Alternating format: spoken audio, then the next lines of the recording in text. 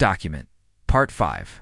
The makeshift transmitter crackled to life, its faint hum cutting through the tense silence on the plateau. Jacob adjusted the wiring carefully, his hands steady despite the exhaustion weighing down his body. The device wasn't.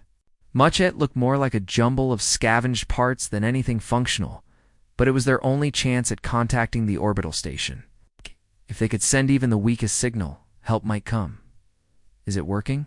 Emily asked nervously, her voice barely above a whisper. She stood close to Jacob, clutching her rifle tightly, as if it were a lifeline. Her eyes darted toward the edge of the plateau, scanning the shadows for any sign of movement.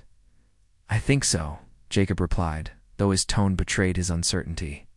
He glanced at the small antenna he'd rigged from a piece of rusted metal, and thin wires. It wobbled slightly in the breeze, looking fragile enough to collapse at any moment. But we won't know for sure until someone responds. Laura crouched beside him, studying the device with a critical eye. How long do you think it'll take for them to pick up the signal? Jacob shrugged, wiping sweat from his brow. Could be minutes, could be hours. Depends on how strong the signal is in, whether anyone's listening. Daniel leaned against a nearby boulder, his weapon resting across his lap. And if they don't hear us? Jacob didn't answer immediately. He didn't need to. Everyone already knew what failure meant. PX 4-7 wasn't forgiving, and the creatures that roamed below weren't likely to give them another chance. Silence stretched between them, heavy with unspoken fears. We'll keep trying, Laura said finally, breaking the tension. Her voice was firm, though her expression betrayed her own doubts. If this doesn't work, we'll find another. We're not giving up, not yet. Jacob nodded, focusing back on the transmitter. The others watched quietly, their faces pale and drawn, as the device continued to hum softly. Time seemed to slow, each passing second, stretching endlessly as they waited for some kind of responsive blip. A voice. Anything to let them know they hadn't been forgotten. As the sun climbed higher in the sky, a plateau grew warmer. The chill of the night replaced by an oppressive heat that made breathing feel like a chore. The survivors huddled together near the transmitter, taking turns keeping watch while the others rested. No one dared stray too far from the group knot after losing Alex and Ryan. During the chaos earlier, Emily sat cross-legged on the ground, staring blankly at the ruins scattered around them. Her fingers traced absent-minded patterns in the dirt, her mind clearly elsewhere. Finally she spoke, her voice soft but filled with guilt. Do you think they're still alive? Alex and Ryan? No one answered right away. Jacob exchanged a glance with Laura, who sighed heavily before responding. I don't know, but we can't focus on that now. We have to stay sharp if we want to make it out of here. Emily nodded, though tears welled up in her eyes. She wiped them away quickly, embarrassed. You're right. I keep thinking about what happened. If I'd been faster, if I'd done something maybe. It's not your fault, Jacob interrupted gently. None of us saw this coming. Not really. She looked at him, her lips trembling. But we should have. You warned us. What? You tried to tell us how dangerous this place was, and we didn't listen. And now. Her voice broke, and she turned away. Unable to finish the thought, Jacob wanted to comfort her, to tell her it would all be okay. But he couldn't bring himself to lie. Instead, he placed a hand on her shoulder briefly before turning his attention back to the transmitter. They needed to focus on survival, not regrets. Hours passed without a response from the station. The transmitter continued to hum, sending its feeble signal into the void, but there was no sign that anyone had received it. Frustration simmered beneath the surface, threatening to boil over as hope began to fade. We need to try something, else Daniel said suddenly, standing abruptly. His movements were jerky, fueled by mounting anxiety. This isn't working. We're wasting time. What do you suggest? Laura asked sharply, her patience wearing thin. We've got nothing else to work with. Daniel gestured toward the ridge leading back down to the forest. There's got to be something useful down there. Tools. Supplies. Anything we can use to boost the signal or defend ourselves better. Jacob shook his head firmly. Too risky. Those things are still out there. If we go back, We're walking straight into their territory. Staying. Here is any safer? Daniel shot back, his voice rising. We're sitting ducks up here. At least down there, we might find a way to fight back. Laura stepped in before the argument could escalate further. Enough. Both of you. Her tone left no room for debate. We're not splitting up again. Not after what happened last time. Daniel glared at her, but didn't push the issue. He slumped back against the boulder, muttering under his breath. The tension in the air was palpable. It's thick enough to choke on. Just as the group began to resign themselves to waiting longer, a loud screech echoed across the plateau. It was distant, but unmistakable, the sound of one of the predators calling out to its pack. Jacob froze, his heart pounding as he scanned the horizon. The others followed suit, their weapons raised instinctively. They're getting closer. Mia whispered, her voice shaking. She clutched her rifle tightly, her knuckles white. What do we do?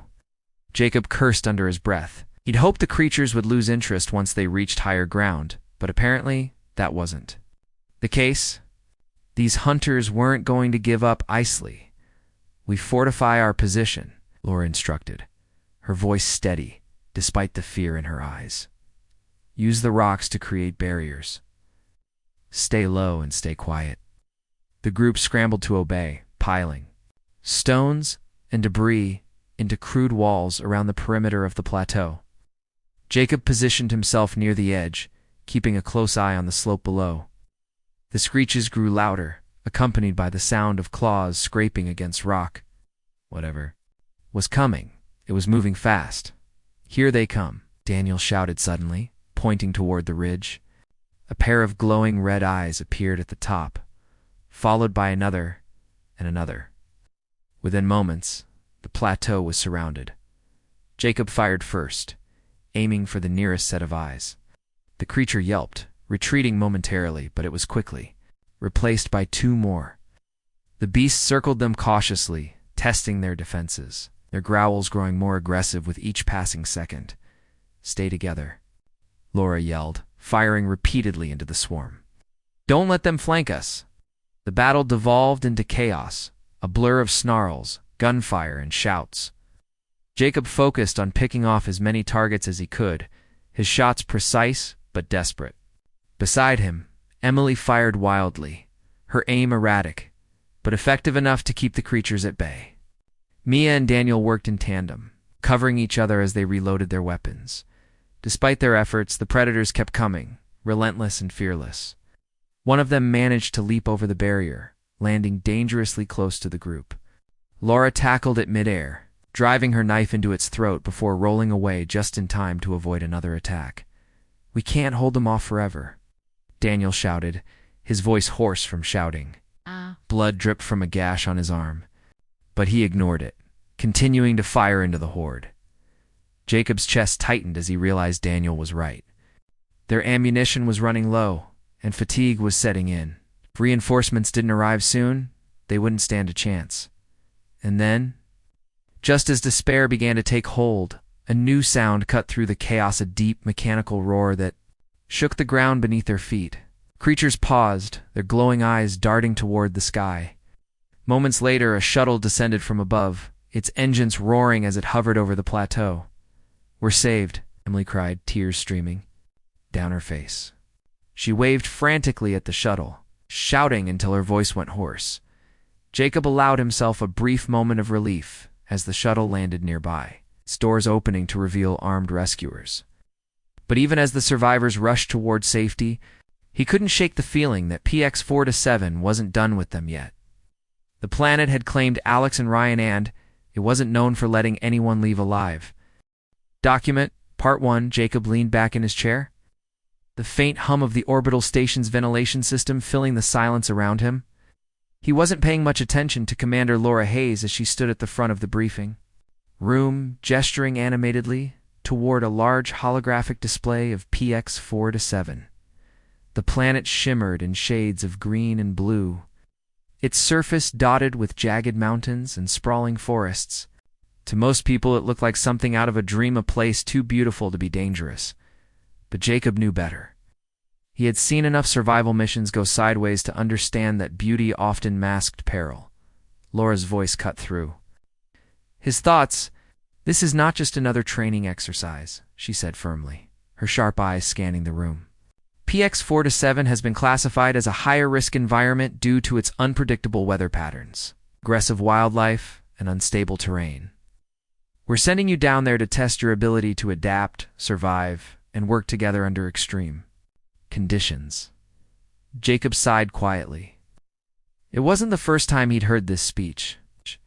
Every mission started with warnings about how deadly the planet was, how unforgiving the ecosystem could be, but they always ended the same way, with someone cracking a joke or brushing off the risks like it was all part of some elaborate game.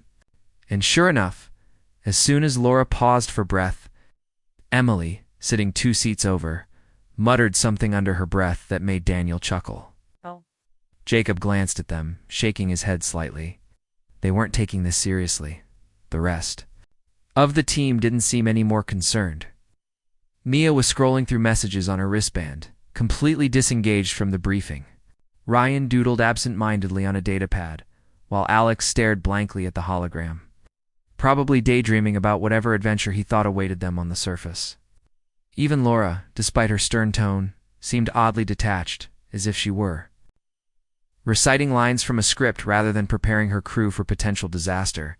Jacob shifted uncomfortably in his seat. He didn't trust this complacency.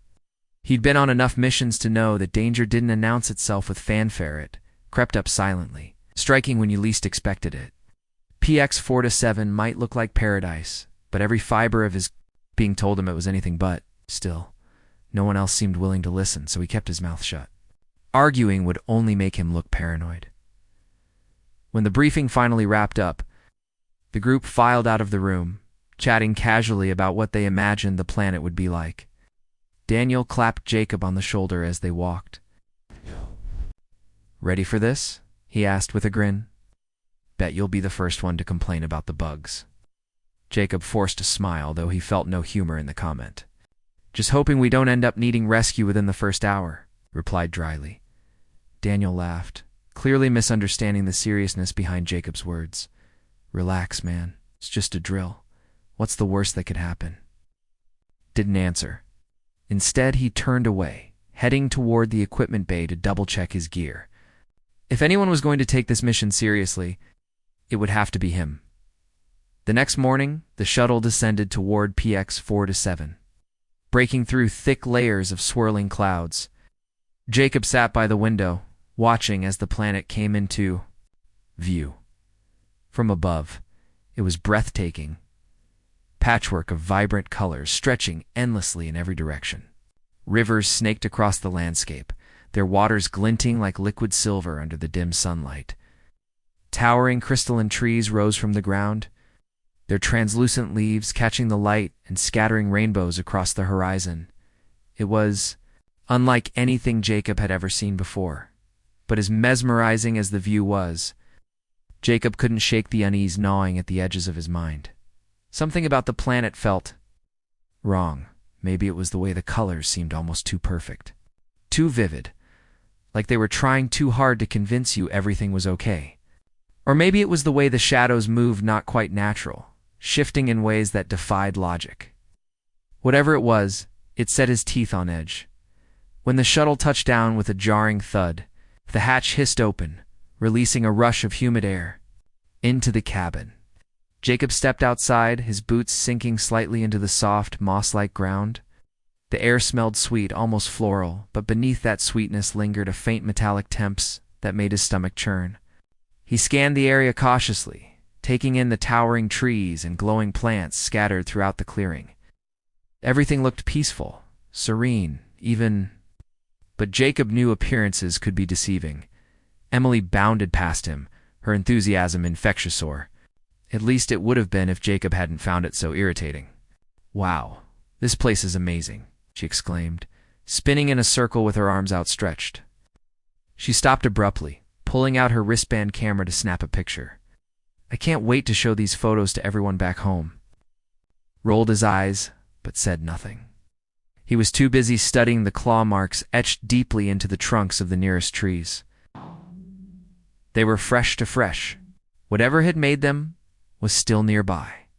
He opened his mouth to point this out to Laura, who was directing the others to unload supplies. But before he could speak, Alex called out excitedly, "Hey, check this out." God! Everyone turned to see what he was pointing at. A cluster of bioluminescent flowers pulsed softly in the shade of one of the crystalline trees, casting an ethereal glow over the surrounding area. They looked harmless enough, but Jacob noticed the fine hairs lining their stems, twitching ever so slightly as if responding to movement. Predatory plants? He filed the observation away for later. "All right, team," Laura said, clapping her hands to get everyone's attention. "Let's set up camp here. We'll split into pairs to scout the area once we're settled. Stay alert and stick to the plan." As the others began unpacking tents and setting up equipment, Jacob wandered a short distance away, keeping one hand on his rifle. His instincts screamed at him to stay vigilant, but the rest of the group acted like they were on vacation. Emily was already kneeling beside the glowing flowers, poking at them curiously with a stick. Daniel and Mia laughed about something unrelated, their voices carrying easily through the stillness. Even Laura seemed distracted, focusing more on organizing tasks than assessing the environment. Jacob sighed, tightening his grip on his weapon. He had a bad feeling about this mission, judging by the growing tension in his chest. That feeling wasn't going away anytime soon. Document. Part 2. The sun hung low in the sky, casting long shadows across the clearing where the team had set up camp. Jacob stood near the edge of the makeshift perimeter, scanning the dense forest that surrounded them. The trees seemed to stretch endlessly, their crystalline branches glinting faintly in the fading light. Every now and then, a soft rustle or distant chirp broke the silence, but for the most part, the planet was eerily quiet. Too quiet. Behind him, the rest of the group bustled around, finishing the last touches on their campsite. Emily was crouched by the glowing flowers again, this time plucking one carefully and holding it up to examine it. "These things are incredible," she said, her voice tinged with awe. "Do you think they're safe to touch?" Jacob didn't respond. He was too busy watching the tree line, his eyes narrowing as he caught sight of movement, a flicker of something dark darting between the trunks. It was gone before he could get a good look, but the brief glimpse sent a chill down his spine. Whatever it wasn't small, and it wasn't alone. "Jacob, are you even listening?" Emily's voice pulled him back from his thoughts. She waved the flower in front of him, grinning. "What do you think? Should I take one back for the lab?" He frowned, shaking his head. "I wouldn't touch those if I were you. We don't know what they're capable of." Emily rolled her eyes, clearly dismissing his warning. "You're such a worrywart. They're just flowers. They're not just anything," Jacob shot back, his tone sharper than he intended. "This whole planet is dangerous. Those plants might look harmless, but we've seen stranger things turn deadly." Emily raised an eyebrow, clearly unimpressed, but she dropped the flower anyway. "Fine, Mr. Paranoid. No souvenirs for me." She turned and walked away, muttering under her breath about how much fun everyone else was having. Jacob sighed, running a hand through his hair.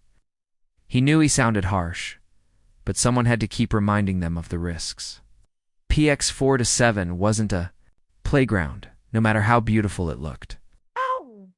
Still, he couldn't help feeling like he was shouting into the void. No one else seemed to share his sense of urgency or his growing unease. Nearby, Daniel and Alex were arguing over who should pair up with whom for the scouting mission. "I'm going with Mia," Daniel declared, crossing his arms. "You can deal with Jacob." Alex groaned dramatically. "Why do I always get stuck with the fun police?" Jacob ignored the jab, focusing instead on checking his gear. If Alex wanted to joke around, fine, but when they stepped into the jungle, Jacob planned to make sure they both came back alive. That meant staying sharp and keeping distractions to a minimum. Laura approached, clipboard in hand, her expression calm but firm. "All right, people, let's settle this. Jacob, you'll go with Emily. Daniel, you're with Mia. Alex, you're with Ryan. Each pair will scout a different section of the forest and report back in 2 hours. Stick together, stay alert, and avoid anything that looks suspicious." Jacob nodded, though he wasn't thrilled about being paired with Emily. She was smart enough. Sure, but her carefree attitude made her unpredictably and potentially reckless. Still, Orders were orders. He slung his rifle over his shoulder and gestured for her to follow him. "Let's move," he said simply. The forest swallowed them almost immediately, a thick canopy above, blocking out most of the sunlight. The air grew cooler and heavier, filled with the earthy scent of damp soil and decaying leaves. Strange vines hung from the trees, swaying gently as if stirred by an invisible breeze.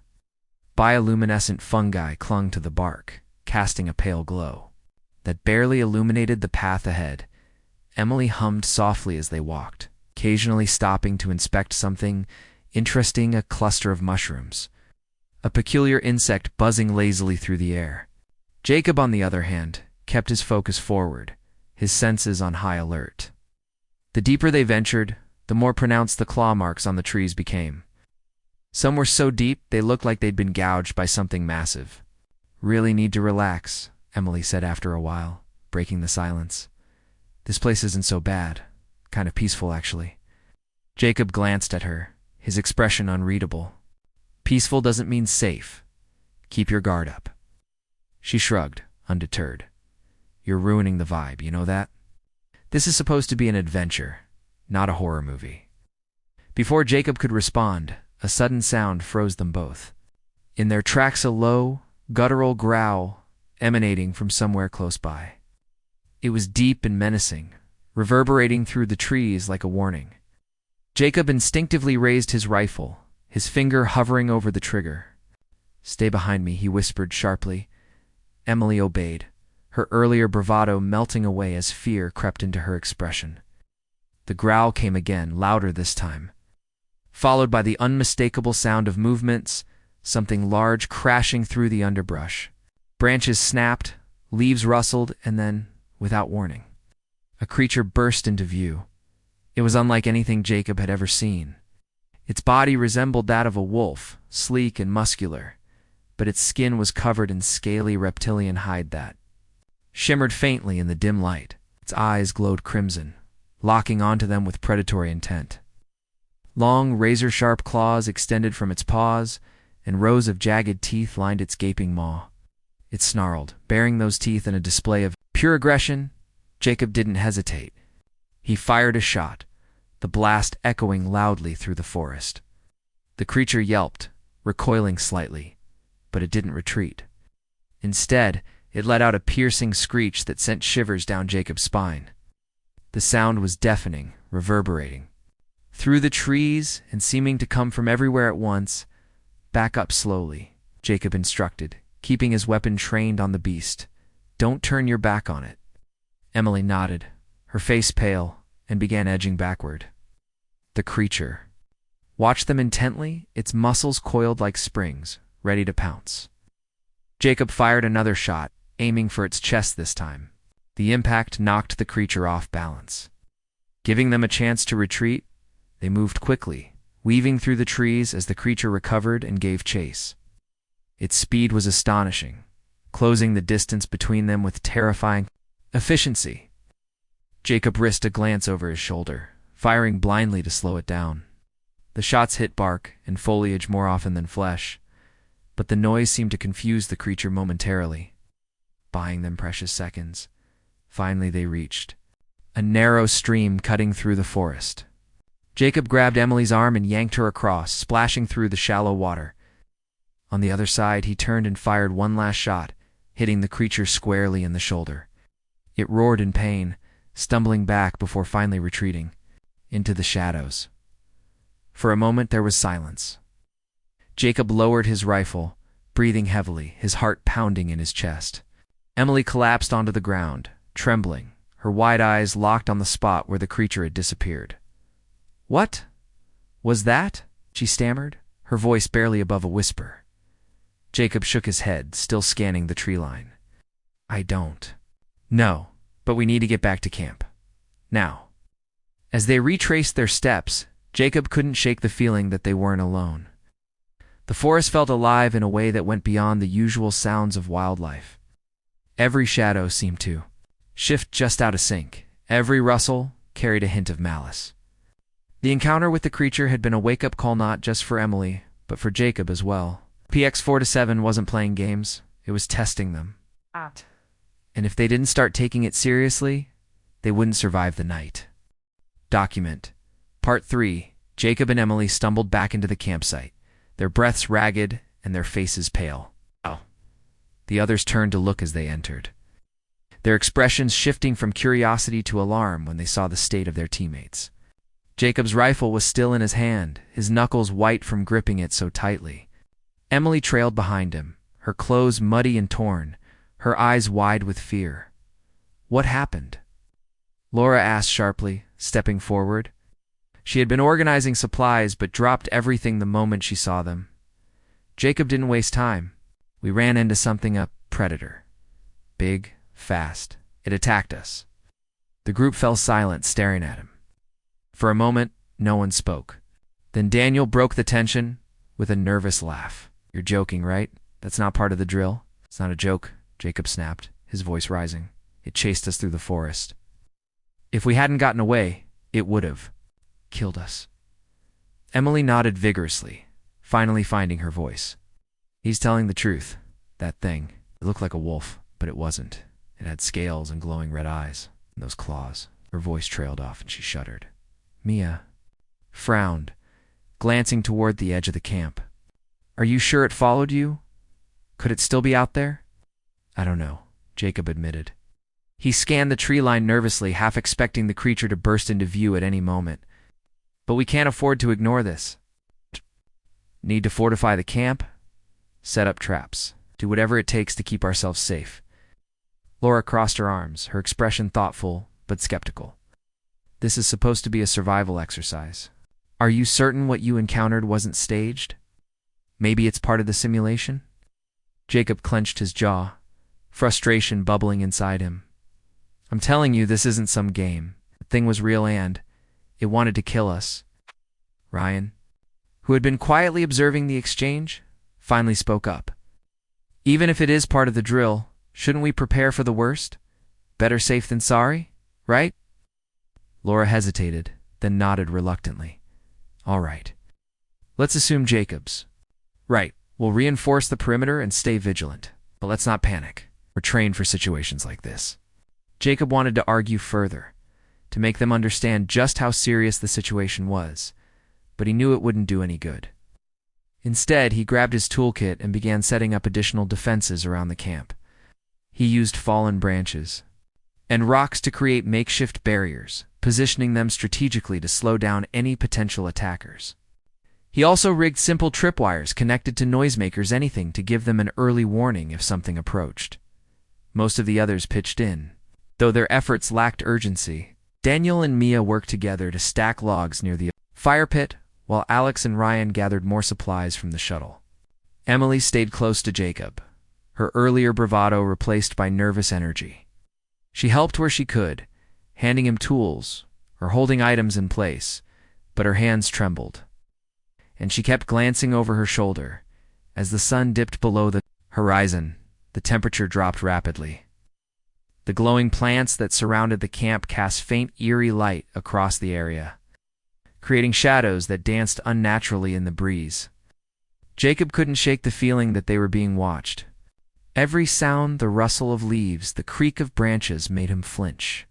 His instincts screamed at him to stay alert, but fatigue was starting to creep in. Do you think it'll come back? Emily whispered, breaking the silence. She sat beside him, hugging her knees to her chest. Jacob shrugged, though his gut told him the answer was yes. I don't know, but we need to be ready if it does. Emily bit her lip, her gaze fixed on the dark forest beyond the camp. I thought this was supposed to be fun. I didn't think... You weren't the only one, Jacob interrupted, his tone softer now. None of us took this seriously enough. But we have to start now or we won't make it. She nodded, silently wrapping her arms tighter around herself. The weight of the situation was sinking in, and Jacob could see it in her eyes. Fear had a way of cutting through arrogance and denial, forcing people to confront reality. He hoped it would be enough to keep them alive. Night fell quickly, plunging the camp into near darkness. The bioluminescent plants provided some illumination, but their glow was weak and inconsistent, leaving large patches of shadow that seemed to shift and writhe in the corners of Jacob's vision. The air grew colder, carrying with it strange, Sounds, hisses, clicks, distant growls that sent chills down his spine. Jacob volunteered to take the first watch, knowing he wouldn't be able to sleep anyway. He sat near the edge of the camp, his rifle resting across his lap, his eyes scanning the darkness. Every movement, no matter how small, made him tense. A branch snapping in the distance, a flutter of wings overhead, even the wind brushing against the trees felt ominous. The others settled into their tents, though Jacob doubted anyone was actually sleeping. He could hear muffled voices from inside, low and anxious. Occasionally someone would emerge to check the perimeter or add wood to the dying fire. But most stayed huddled together, seeking comfort in numbers. About an hour into his watch, Jacob noticed something unusual. One of the glowing plants near the edge of the camp had dimmed significantly, its light flickering like a dying bulb. At first, he thought it was just a natural fluctuation, but then he realized the pattern was too deliberate, too rhythmic. It reminded him of a heartbeat, slowing and weakening with each pulse. He stood slowly, keeping his movements quiet.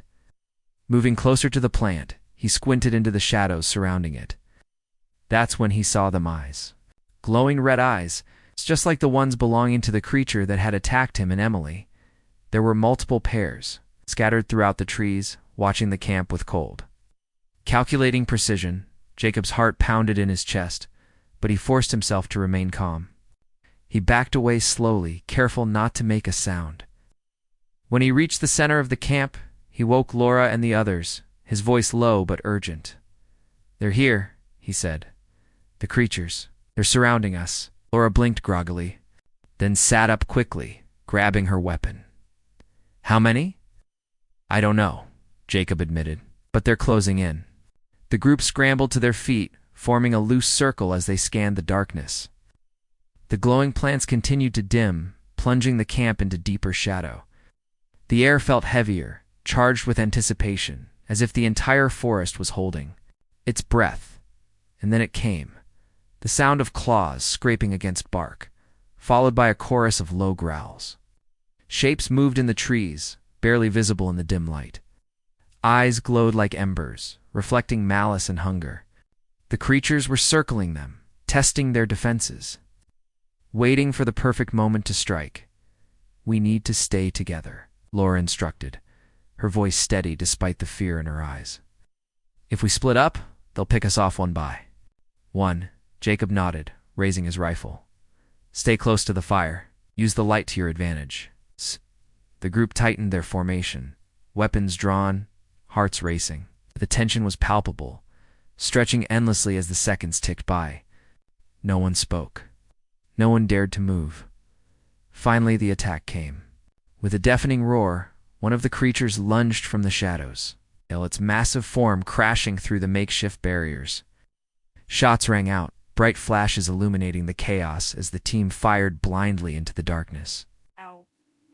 The creature screeched, recoiling from the barrage, but it was quickly joined by others. Pouring into the camp from all sides, Jacob fired repeatedly, aiming for the glowing eyes whenever he could. Beside him, Emily screamed as one of the beasts swiped at her, its claws narrowly missing her arm.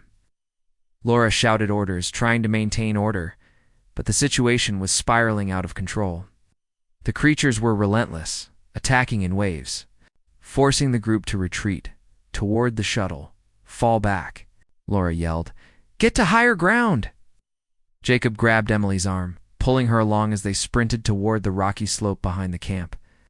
The others followed, firing blindly over their shoulders as the predators gave chase. The night was filled with the sounds of gunfire, snarls, screams, a symphony of terror that echoed through the forest. When they finally reached the top of the slope, Jacob turned to assess the damage. 2 members of the team were missing, Alex and Ryan.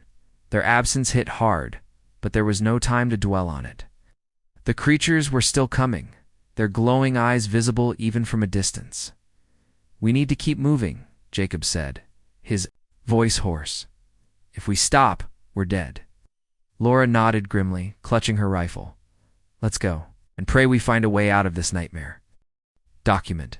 Part 4. The survivors scrambled uphill, their boots slipping on loose rocks and damp soil as they pushed themselves to keep moving. Jacob led the way, his rifle slung over his shoulder, but his hands free to steady himself against. The uneven terrain behind him, Emily stumbled frequently, her breaths coming in short, panicked gasps. Laura brought up the rear, constantly glancing over her shoulder to make sure nothing was following them too closely. For now. The creatures seemed content to stay below, their glowing eyes visible in the darkness as they prowled around the base of the slope. But Jacob knew it wouldn't last. These predators were intelligent to intelligent, and sooner or later they would figure out how to climb. He could already hear their guttural growls echoing through the forest, a constant reminder of the danger lurking just behind them. "Keep moving," Laura shouted, her voice strained but firm. "Can't stop here." Jacob nodded, though he didn't need the reminder. His muscles burned from exertion, and every step felt heavier than the last, but stopping wasn't an option. Not with those things waiting for them down below. He glanced back at Emily, who looked like she was about to collapse. Her face was pale, streaked with dirt and sweat, and her legs trembled with each step. "You okay?" he asked, slowing slightly, so she could catch up. Emily shook her head, tears glistening in her eyes. "I don't think I can go much farther." "Yes, you can," Jacob said firmly. He grabbed her arm gently, steadying her as she took another shaky step. "Just focus on putting one foot in front of the other. We'll get through this." She nodded weakly, biting her lip to hold back the sobs threatening to escape. Jacob wished he could offer more reassurance, but there wasn't time. They had to keep moving no matter how exhausted or scared they were. As they climbed higher, the air grew colder, biting at their skin and making it harder to breathe. The rocky slope gave way to a narrow ridge that wound its way toward a plateau, overlooking the valley below.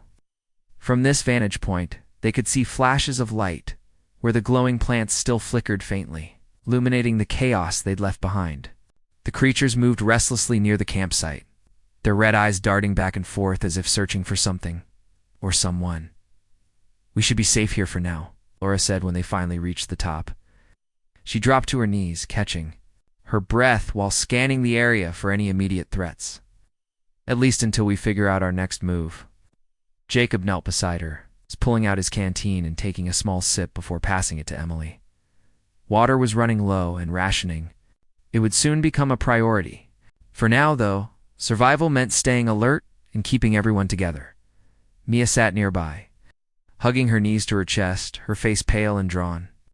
Daniel leaned against a boulder, his weapon resting across his lap, his expression unreadable.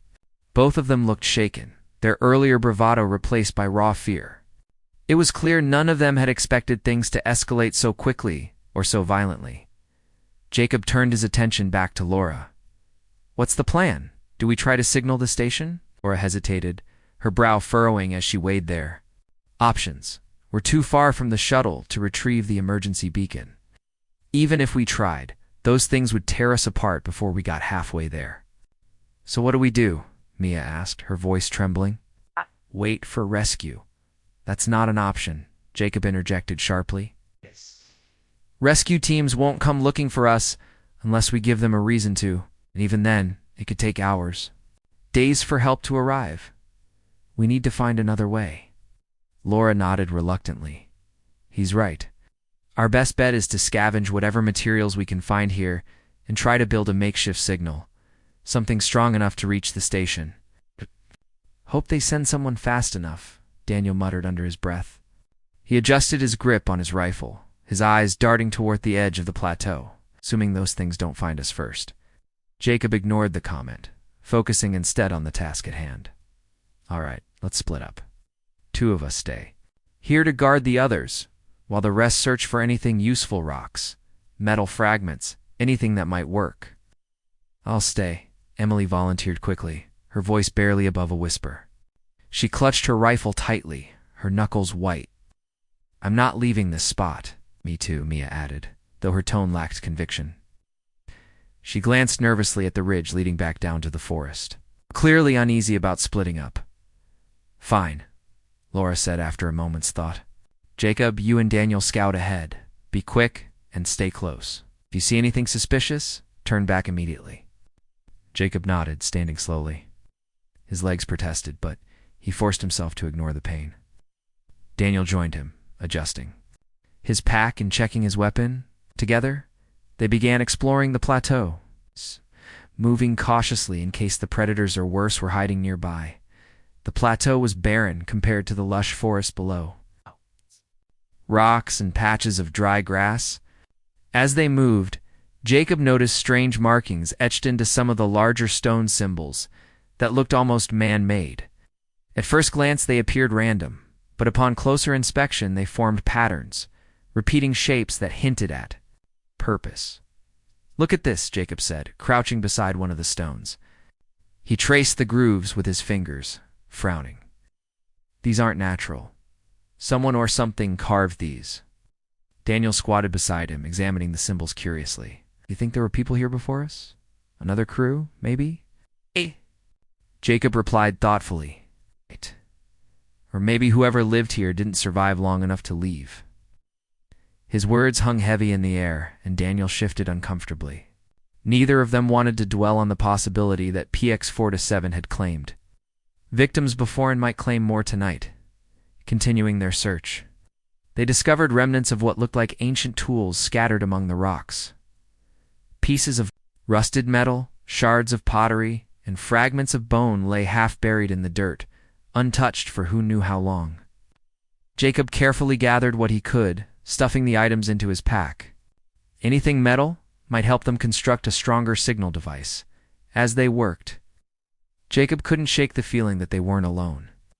The wind carried faint whispers, indistinct yet persistent, as if voices were calling to them from somewhere beyond the plateau. When he mentioned it to Daniel, the other man dismissed it as paranoia. "You've been through a lot tonight," Daniel said lightly, though his grip on his rifle tightened.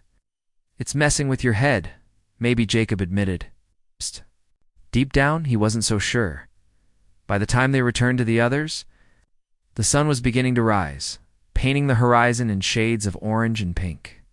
The glow illuminated the plateau, revealing more ruins hidden among the rock-scrumbling structures that hinted at a civilization long gone. Jacob shared his findings with the group, pointing out the carvings and artifacts they'd collected. "This place used to be inhabited," he explained. "Whoever they were, they didn't last. Look at these symbols, they're warnings. Maybe about the creatures, or maybe about something else entirely." Laura frowned, studying the carvings intently. "If this planet wiped them out, what chance do we have?" Jacob didn't answer. He didn't need to. Everyone already knew the truth. Their odds of surviving PX-47 were slim. But giving up wasn't an option, not yet. "We'll use what we found to build the signal," Jacob said, finally. "It's our only shot." The group nodded, determination replacing despair. They set to work using the scavenged materials. To assemble a crude transmitter, it wasn't perfect, but it was all they had. As the device powered on, emitting a faint hum, Jacob allowed himself a brief moment of hope. Help was coming, or at least he prayed it was, because if it didn't, PX-47 would finish what it had started. Document. Part 6. The shuttle's engines roared as it hovered above the plateau, its landing struts extending with a metallic groan. The survivors stumbled toward it, their movements sluggish from exhaustion and adrenaline. Jacob was the first to reach the open hatch, waving frantically at the rescue team inside. Two figures in full tactical gear stepped out, weapons drawn and scanning the area for threats. "Get in," one of them shouted, gesturing urgently. "We don't have much time." Jacob didn't need to be told twice. He grabbed Emily by the arm, pulling her forward as she struggled to keep up. Her legs trembled beneath her, but she forced herself to move, knowing that stopping meant death. Laura followed close behind, ushering Mia and Daniel into the shuttle, before climbing aboard herself as the last of the survivors entered. The rescuers fired warning shots into the swarm of creatures closing in. The predators hesitated, their glowing eyes fixed on the shuttle, but they didn't retreat entirely. Instead, they circled restlessly, snarling and snapping at the air as if daring the humans to step outside again. "Go. Go, go," the lead rescuer barked, slamming the hatch shut once everyone was inside. The shuttle lifted off immediately, its engines screaming as it ascended rapidly into the sky. Below, the creatures howled in frustration, their cries fading. Into the distance, As the craft climbed higher, Jacob collapsed onto the floor of the shuttle, his chest heaving as he tried to catch his breath. Around him, the others did the same, their faces pale and streaked with dirt and sweat. No one spoke. The weight of what they'd just endured and narrowly escaped was too heavy to put into words. One of the rescuers approached Laura, expression grim. "Commander Hayes, we received your distress signal about an hour ago. What happened down there?" Laura shook her head, still struggling to process everything. "It's complicated. We underestimated the planet. The wildlife, it's Far more aggressive than we anticipated." The rescuer nodded, though his eyes betrayed his unease. "You're lucky we got to you when we did. Those things, they don't usually let anyone leave alive." Jacob overheard the comment and felt a chill run down his spine. He stared out the window as PX-4-7 shrank beneath them, its shimmering forests and jagged mountains giving no hint of the horrors hidden within. For all its beauty, the planet was a predator in its own right, a death world that thrived on chaos and destruction. Back aboard the orbital station, the survivors were taken to the medical bay for evaluation. Emily sat quietly on a cot, staring blankly at the wall as a medic cleaned a cut on her forehead. Jacob stood nearby, watching her with concern. She hadn't said much since boarding the shuttle, and her silence worried him. "You okay?" asked softly, breaking the quiet. Emily glanced at him, her lips trembling slightly. "I don't know," she admitted. "I keep thinking about Alex and Ryan, about what must have happened to them." Jacob sighed, sitting beside her. "We can't think like that. Not now. We made it out. That's what matters. But why us?" she whispered, tears welling up in her eyes. "Why did we survive when they didn't?" Jacob didn't have an answer. He wished he did something comforting, something that would make sense of the senseless. But there was nothing. Survival wasn't fair, and it certainly wasn't kind. Sometimes luck played a bigger role than skill or strength. Before he could respond, Laura entered the room, her face unreadable. She motioned for Jacob and Emily to follow her, leading them to a small conference area where Daniel and Mia already waited. The atmosphere was tense, the kind of quiet that came after surviving something unimaginable. "We need to talk," Laura began, her voice steady but weary, "about what happened down there and why it happened." Daniel crossed his arms, his expression dark. "You mean why no one listened to Jacob? Why we thought this was just some harmless drill? It's not that simple," Laura replied sharply. "None of us expected whatever that was. Not really." "That's the problem," Jacob interjected, his tone firm.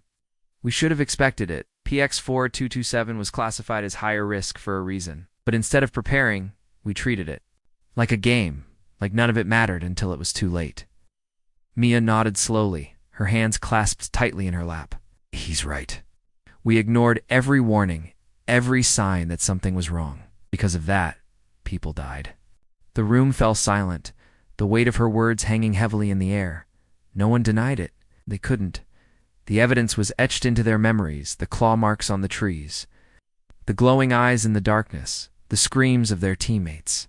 As they disappeared into the forest, Laura sighed, rubbing her temples. "This isn't just about us. If we don't report what happened, if we don't warn others, then it'll happen again. To someone else." Jacob leaned forward, his gaze intense. "Then we tell them everything. Every detail. PX-4227 isn't just dangerous, it's deadly. It's designed to kill. Whoever sent us down there knew that. Maybe they even wanted to see how far we'd push ourselves before breaking." The group exchanged uneasy glances, the implications of Jacob's words sinking in. Was the mission truly a test of survival? Something darker? Had they been expendable? Pawns in some larger experiment? "I don't care why they sent us," Emily said suddenly, her voice trembling with anger. "All I know is that we barely made it out. And if we don't say something, if we don't stop this from happening again, then Alex and Ryan died for nothing." No one argued with her. For the first time since arriving on PX-4227, they were united not by fear or denial, but by a shared determination to ensure that no one else suffered the same fate.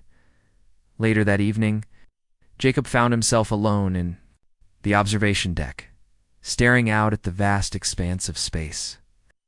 The orbital station orbited a distant star, its light casting soft shadows across the room. Behind him, the hum of machinery provided a soothing backdrop to his thoughts. He replayed the events of the past few days in his mind, trying to make sense of it all. The creatures, the ruins, the symbols carved into the stones, it all pointed to something ancient and deliberate. PX-4227 wasn't just a random death trap. It had been engineered that way. But by whom and why? A soft voice interrupted his thoughts. Can't sleep? Jacob turned to see Laura standing in the doorway, her arms crossed and her expression thoughtful. She joined him at the window, gazing out at the stars. I keep thinking about those carvings, she admitted after a moment. The ones we found on the plateau, they look like warnings. They were, Jacob replied quietly. Warnings. We ignored. Just like everyone else who came before us, Laura frowned, her brow furrowing. Do you think anyone survived? Before us, I mean. Jacob hesitated, then shook his head. If they did, they didn't stick around long enough to leave a message. Or maybe they tried and no one listened. They stood in silence for a while, the enormity of their experience, settling over them like a heavy blanket. Finally, Laura spoke again, her voice softer this time. We'll make sure people listen this time, she said firmly, whatever it takes. Jacob nodded, though he couldn't shake the feeling that PX-4227 wasn't finished with them yet. Planets like that, they didn't forget.